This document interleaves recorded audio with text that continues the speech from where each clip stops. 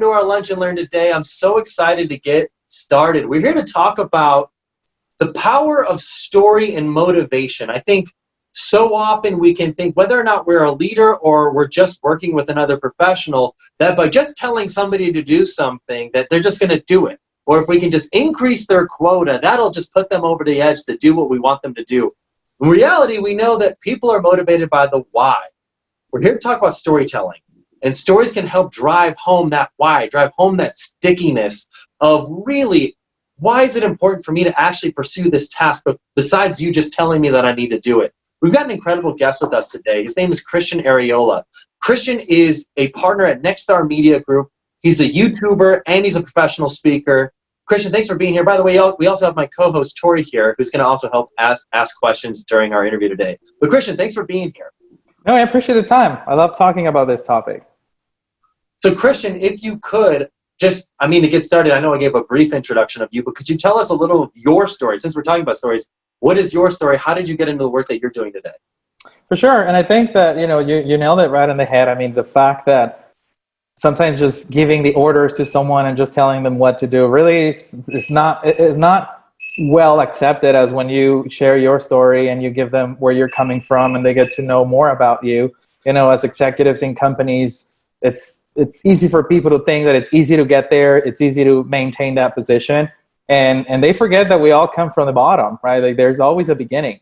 In my case, I was born and raised in Mexico, was there until the age of 18, so I come from a lower income family where my dog's actually squeaking right now. But lower income family, single income, where my dad busted his ass and my mom just stayed at home taking care of us. And I saw them struggle for every single thing that you can think of. It was a happy family, but it was financial struggles all around because he was just an employee. So ever since I was 8, there was that entrepreneurial spirit in me that I used to buy ice sticks for a nickel, and I would sell them for $1 at the park in my neighborhood. And for several summers, made some cash, and ever since, just trying to learn more on my own, trying to hustle out there. What else can I sell? What else can I flip? What can I buy broken and fix it, right? Like the cell phone, the laptop. And then got into digital marketing by accident, building a website, and I liked that and started to do search marketing and started to learn everything on my own and just got the actual hang of it.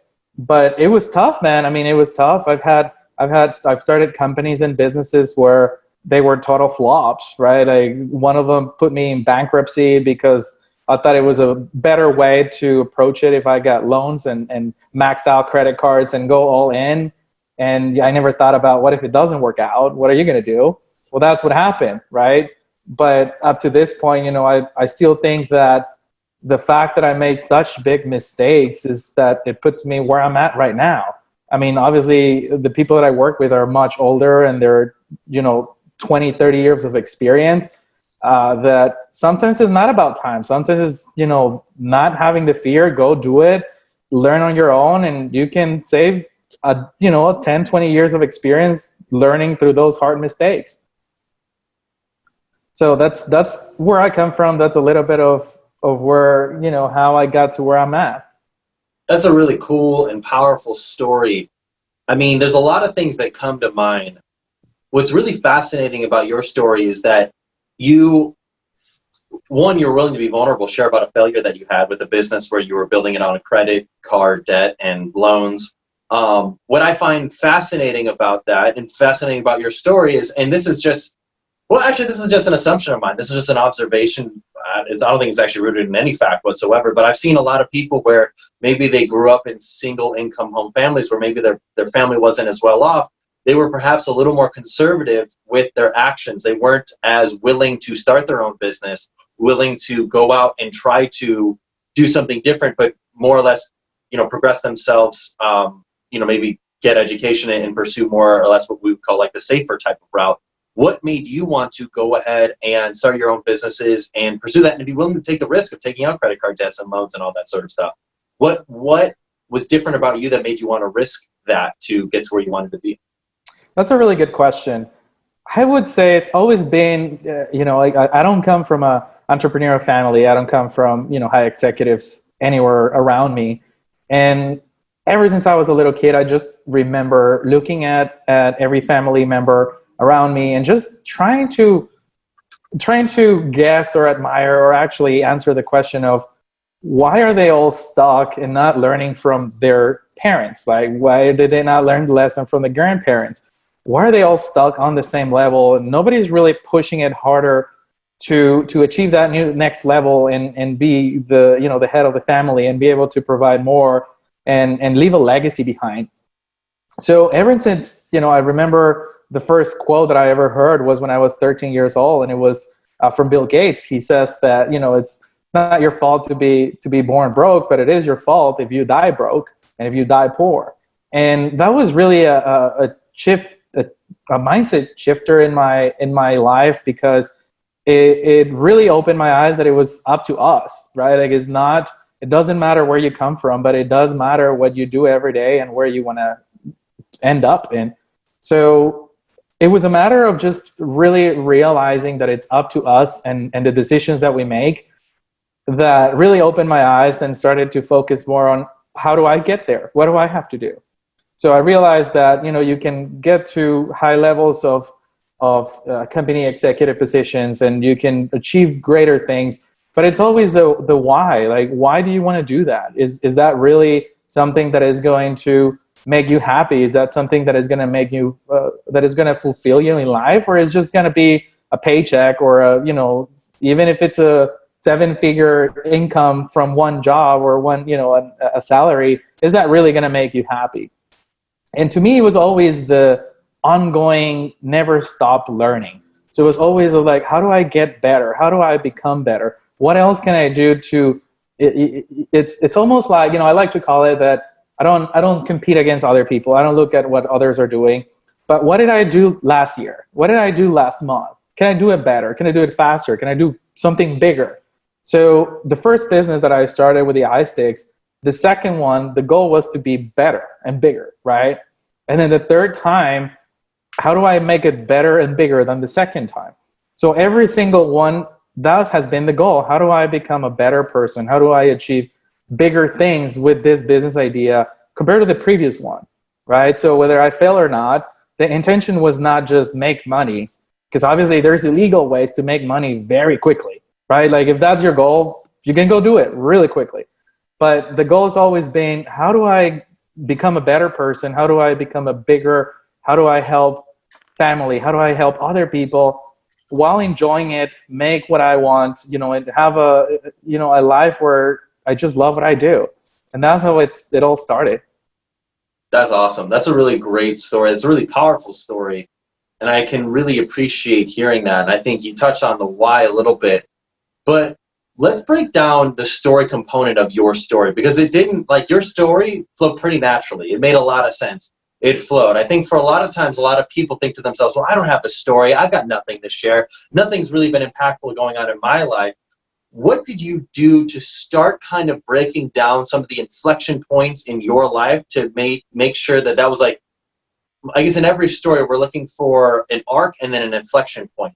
And how did you determine which parts would be the arc, which parts would be the inflection point? I would imagine there's a lot of things that went on with your life that you could have shared about, but you chose not to. And you made your story very powerful in a short period of time.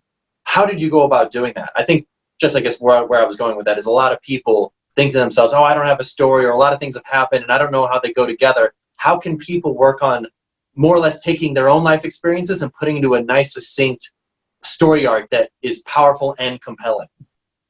Yeah, no, I totally get that. I mean, I remember saying to myself many times, I mean, if I had a story like those guys on YouTube, or the podcaster, or all these guys that, made it big. And when you stop and think about it, I mean, just make a list of things that, where do you come from, right? Like, even you don't have to come from completely poor family or from a poor country, third world country or anything like that. But there's something with where you're coming from, right? Whether it's a happy family or an unhappy family, or do you come from, adopted or 10 siblings? We all come from one spot. we all make decisions every day, and those everyday decisions get us to where we are right now. So a lot of the things, when you're going through it, when you're in the middle of your story, and obviously my story is still being written every day, but when you're going through it, it's hard to connect the dots. It's hard to see that you are in the middle of it. It's hard to see that you are at the very peak of it. But it's easier when you look back, right? So looking back 5 years, what did I do in the last 5 years? What did I do in the last 10 years? And just highlighting those crucial moments on kind of like life changing, right? Like, I know it's a cliche, but what were those decisions that really changed the path where you're going to? I remember that all my childhood, I was going to be an IT engineer until one day I saw how advertising and marketing worked. And that just made the click for me. And I forgot about computers. I forgot about IT. And that was my aha moment of how I switched over to marketing in general. And when you're able to look back and say, okay, what was that one decision that I made that it just made so much sense? And now that I look back, that was probably the best decision I ever took, right? You know what? Oh, sorry. Go ahead. No, go ahead. You're hitting on something that I'm kind of having this revelation as you're saying it.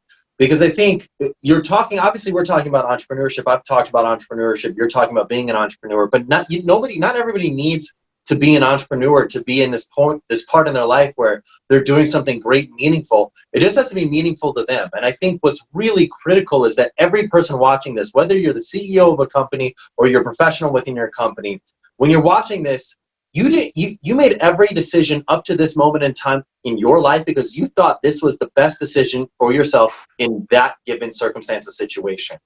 So therefore, what you're doing is awesome. No matter what you're doing, if you're watching this, no matter what you're doing, it's awesome because you thought it was the right decision. You thought it was awesome. You don't have to live up to what everybody else or what anybody else might think is cool or aspirational or incredible. If you chose to pursue it, you thought it was worth your time. And if you thought it was worth your time, then that is awesome. So therefore, when it comes to your story, when it comes to how you got to your current arc, which is where you're currently at, you chose to get there because you thought this was the right decision for yourself. That's something to be admired. And I think that's something we shouldn't sell ourselves short on. So I think almost kind of back to that whole notion of like, well, I don't have a story to share. It's like you absolutely do because you got somewhere and everybody faced adversity. Everybody's gone through something difficult. Sorry, I went on this tangent because I think there's a lot of power in that. What do you think, Christian? Yeah, I totally agree with you. I mean, even though I focus on the entrepreneurial side of of what I've done and my story, and even though I still pursue that, I am in a corporation. I'm in a Fortune 40 company right now, and working with very highly experienced people in the industry, and it's really fascinating when you're able to look back and connect the dots and all the things that I tried. It really speed up my career, right? So it got me to where I am right now because I'm able to say within a year, I tried and tested and failed so many times that probably most people take longer periods of time, right? So that's why you need a lot more years of experience. But just really applying your everyday decisions, everything you do on a daily basis, how are they going to help you speed up your progress? How are they going to speed up your, leading an organization, leading a team? How do you connect the dots? And this is something that, at any level, no matter what you're doing, I mean, you really need to stop and think about this and meditate on it, if you will, or, try to think about it. How do you bring your story and your experience and all the decisions that you've been through? I mean, I'm sure that no baby, is born and it's already decided in their story they're going to be the CEO of a large corporation. We all have to make those decisions to get there. We all have to hustle and work hard to get there. So think about those. What are those rock bottom moments that you had? What are those tough decisions that you had to make that at the moment they probably look really bad, right? And they were probably in a really bad shape and really bad moment in your life. But once you made the decision, it just spit you up and it got you to where you are right now. So totally agree with you. I think it applies no matter what you do, no matter what industry, what level, position, what title, it all comes from the same, right? Like where do you come from and where do you want to get to? That's awesome. So I was I going do. to say that, oh, sorry, can I just add something? Like what's also, and this is maybe a statement, but that comes to accountability as well, because every single day, every single thing that we face is a choice. And whether you eat ice cream, like whether you want to have ice cream or have a celery stick leads to the next choice, right? And then it's like, oh my gosh, like now I've, blown my diet. Well, that choice was yours. You had a choice. But then it also comes to choice comes accountability. And you want everything to be I want to say your fault, but your responsibility, because if it's someone else's responsibility, then you can't change it, right? It's in the hands, it's in the control of someone else. So it's looking at choice and accountability as a very positive thing, as a very empowering thing. Would you agree? Yeah, I think that it all comes to, I remember when I was little and my mom would always complain about X, Y, and Z. And I always said, it's all in your mind. Like, it's really all in your mind. And she would always laugh at me. And even to this date, I mean, she was here visiting. They're from El Paso. And they saw my inspirational boards. And she still laughs at it. It's like, well, you think that everything's in the mind, but it's not. Like, it really hurts, or it really bumps me, or this and that. I'm like, well, it all comes from your mind, right? The pain comes from your mind. If you want to do it, it comes from your mind. If you really want to work hard, it starts with your mindset. That's where it all begins. So it's really, it's up to you, right? Like it's your decision. There's things that we can control and nobody can control. And it's up to you. How do you take that? What do you do with that? All right. I mean, I'm sure you guys heard of if life gives you lemons, you go make lemonade and go sell it, right? I mean, you make what you get, and it's up to you how you take that. Yeah, that makes sense. So kind of dovetailing a little off of accountability, but more onto motivation. How can stories be powerful for getting people to do what you want them to do? How can stories be motivating to get your team to buy in to them trying a different method for accomplishing a task, or hitting a new quota, or just working and achieving some new goal that you've set for them? How can stories be so much more powerful than just saying, I need you to do that? Yeah, I mean, I think the perfect example would be, just think about when I'm sure that a lot of your audience listening to this, they may have kids, they may have children. Just think about the fact that when you're looking at your kids or your children's eyes, you're looking down at them, right? So it's a little bit hard for them to see eye to eye because they're so much smaller than you, right? You're up here, they're down here, and they have to do this to look at you, and you have to turn your face down to look at them. What happens when you're able to, get down on your knees and see eye to eye, right? The communication's easier. The communications is the kid can look at you and say, oh, okay, well, we're both humans, right? Like, we're both alive. We're both, we come from the same place. I can see what you want me to do. It same applies in leadership. I mean, I've seen it where you have a leader that is looking down on you and trying to tell you what to do. It's hard for me to connect with that person at such high level versus where I'm at, because in my mind, I don't think about their story. I don't think about how much they struggle to get there. In my mind, all I see is this person is very arrogant and is up there, and they don't know what it's like to be down here where I'm at, where I'm working very hard every day. It's hard for me to connect. But what happens with that leader comes down and meets you eye to eye, and they share the story of how they worked hard doing what I did for 20 years to get there, right? That being humble, bringing their story and what they went through before, bringing that the goals or the quota, or you guys need to do this because of this. It's more of like, let's get eye to eye. Let me share my story. Let me share why I think this is what we need to do. This is why I need you to do this, because it's going to get us to the goal that we're trying to achieve. Because I've been doing this for a while, right? Like, I have a career, I have a story. I wasn't born in this title. I understand, and even though I'm not doing it right now, I used to, right? So it's that, I think it's a humble approach, mixing it with your story, and then just being able to connect eye to eye, and being, being a leader more than a boss, basically, is what I'm trying to say. Gold.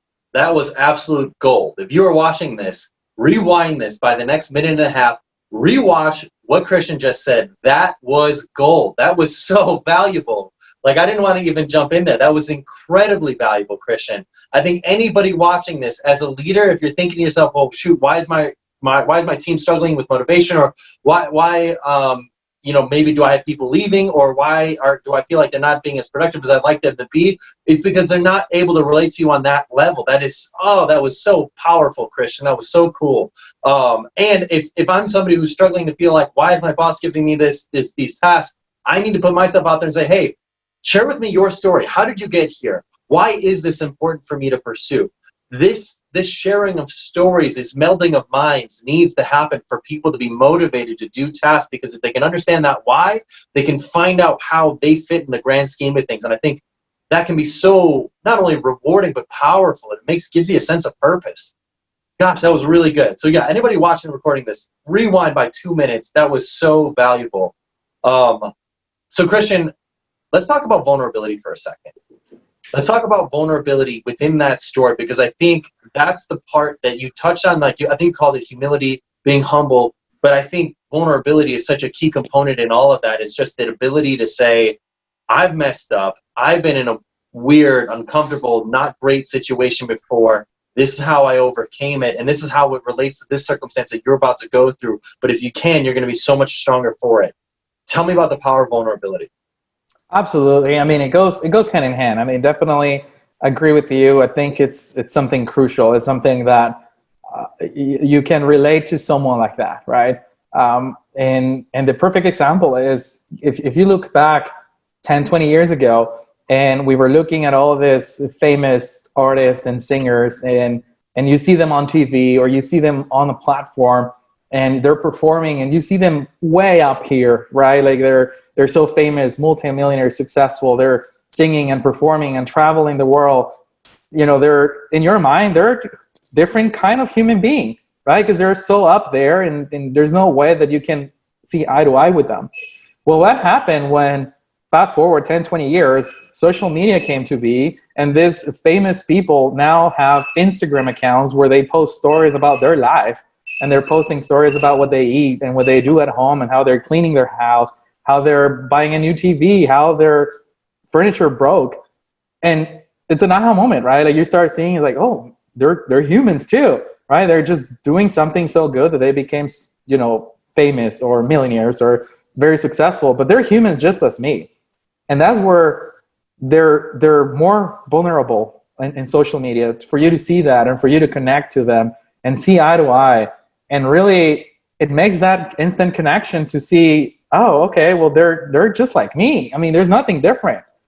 So in leadership, I think it applies the same. I really do.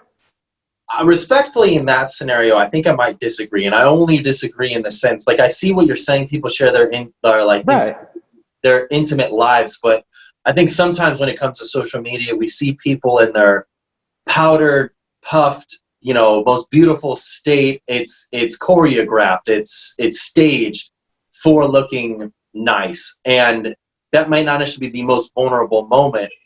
I think the vulnerable moments are the moments when we can more or less realize anybody would have fallen flat on their face in that circumstance. Does that make, I don't know, that's Yeah. why I would say I might disagree with you on that one, just Right. because looking at, let's say, Kim Kardashian's Right. Instagram account, I guess, I'm not necessarily thinking, oh geez, I'm gonna now have 100-foot TV coming out of my lawn that shows perfect HD and has every channel in the books. But I think to myself, here's someone, let's say, that made a mistake, and how they learned to grow from that. I think that's where the vulnerability comes in.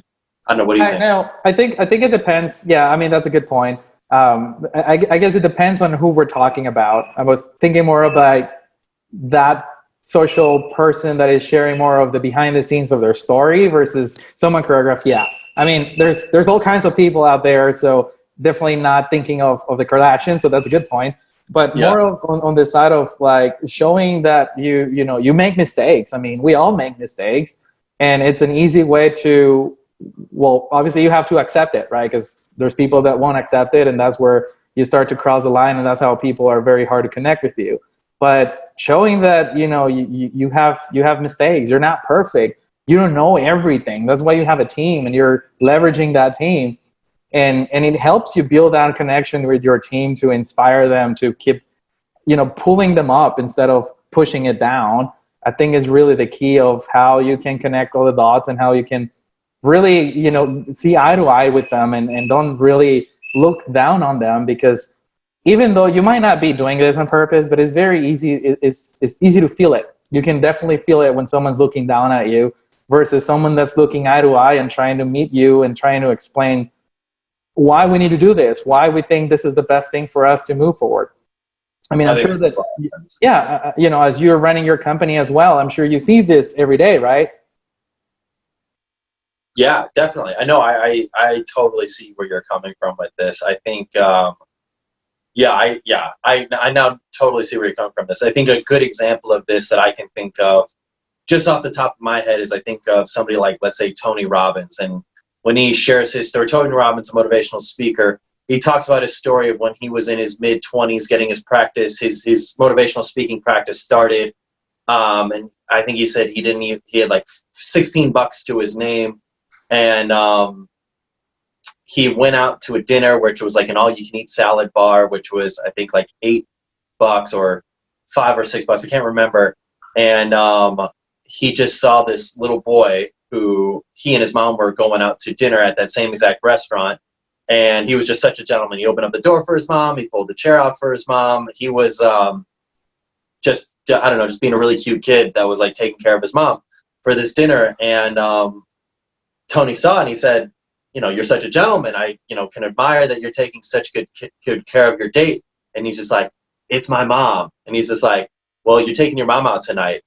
And he's just like, what are you talking about? I can't afford it. He's like, yeah, you can. He gave him all the money he had left in his pocket to this little kid to take out him and his mom. And he didn't have money for his next rent. He didn't have, money for his next moves. I mean, he literally gave up all the money he had. And, things ended up obviously working out for Tony. But I think that story is a good token of just being vulnerable and sharing a time of when you didn't really have something. And you believe that if you have something that you want to work towards, and it doesn't necessarily have to be entrepreneurial, it could be with any work or task that you're pursuing, that if it's something that means a lot to you, you're willing to take risks to get there. And I think that's actually another probably key part of the story is when you face that adversity, what risks were you willing to take to be successful? And I think that's what gets people to buy in a lot, because if it's risky and people perceive it as risky, they're a lot more willing to buy into what you want to do and what you're trying to accomplish.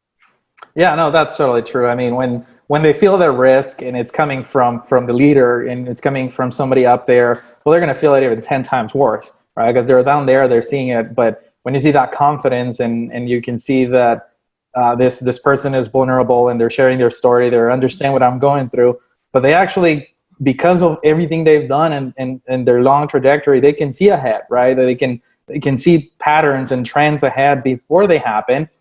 And I believe in them, right? So if they believe in me, I'm sure they know what they're talking about. So I'm going to do my best.